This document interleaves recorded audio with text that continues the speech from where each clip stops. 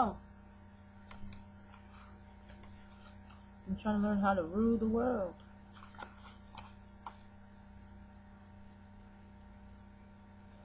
Yeah. You know, it says, this leads us to a question that is in dispute. Is it better to be loved than feared, or vice versa? My reply is one ought to be both loved and feared, but since it is difficult to accomplish both at the same time, I maintain it is much safer to be feared than loved. If you have to do without one of the two, for of men one can, in general, say this: they are ungrateful, fickle, deceptive, and deceiving, avoiders of danger, eager to gain. As long as you serve their interests, they are devoted to you. They promise you their blood, their possessions, their lives, and their children. As I said before, so long as you seem to have no need of them. But as soon as you need help, they turn against you. Any ruler who relies simply on their promises and makes no other preparations will be destroyed. For you will find that those who support you who do not rally to you because they admire your strength of character and nobility of soul.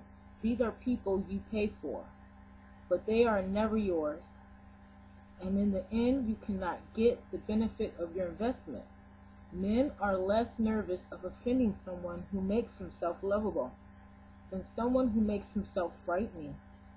For love attaches men by ties of obligation, which, since men are wicked, they break whenever their interests are at stake.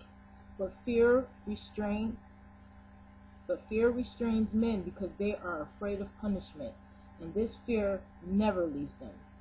Still, a ruler should make himself feared in such a way that if he does not inspire love, at least he does not provoke hatred.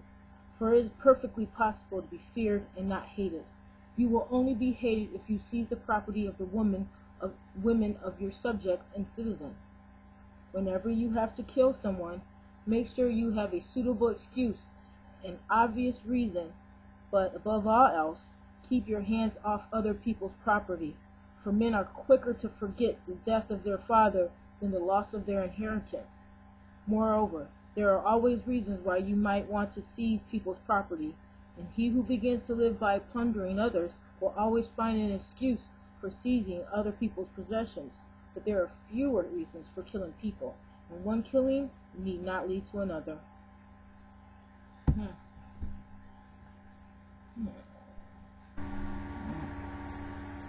Well, I think the Europeans, I think they was pretty damn evil, according to this book. Forget them. So, what's real cool is I have this book about it. History of Slavery. It's got illustrations, which is always cool. Illustrations. But yeah, so I was reading it, and something I found in there, it's like, it kind of made me think. It wasn't nothing I didn't know, but just to read it was like the mother.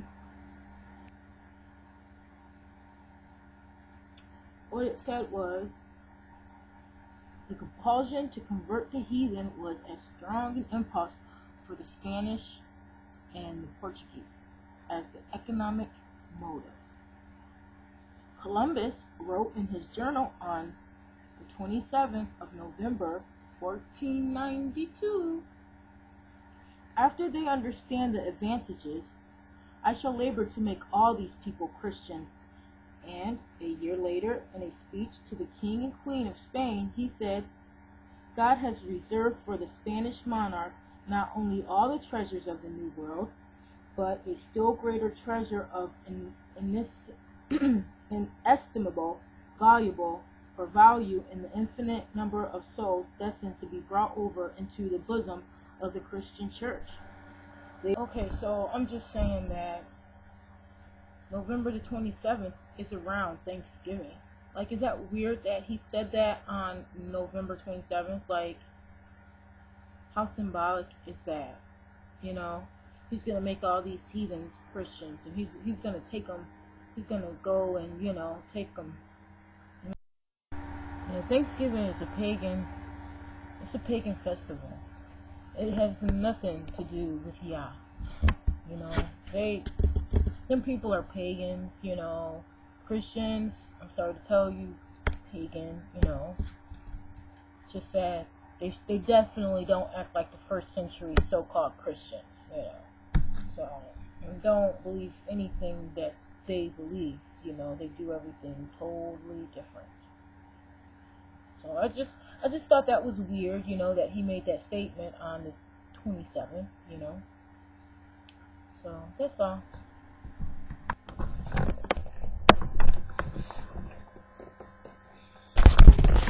So I did want to show you guys some of my favorite pictures in this book.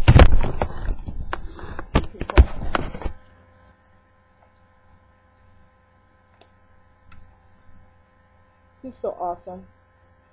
He's so awesome. You can tell he's been through a lot. Just saying. Yeah. You can tell he's been through a lot. Let's see if it's clear. Yeah. When I look at the pictures, I think it could be like somebody I'm related to, you know? You never know. You never know. So there's some more. We'll go see what it is. Here we go.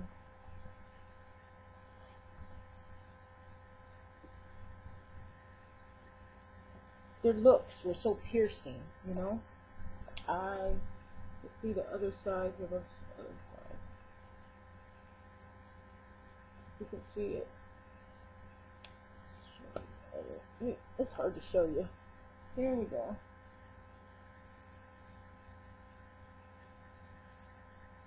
Very interesting. Looks like a family, but you know, they probably could be family or, you know, different.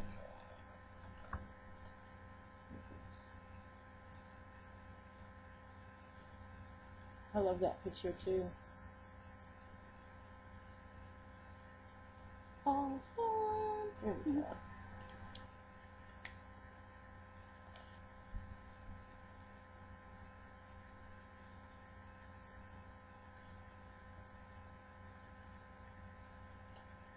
Cool. Show you my favorite pictures. Also, this picture here that was painted of the runaways. I love this picture. You can draw a lot of strength from this picture right here. Just think how brave they was. Go for their freedom, you know?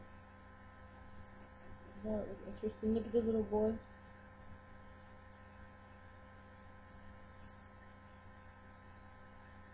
Yep.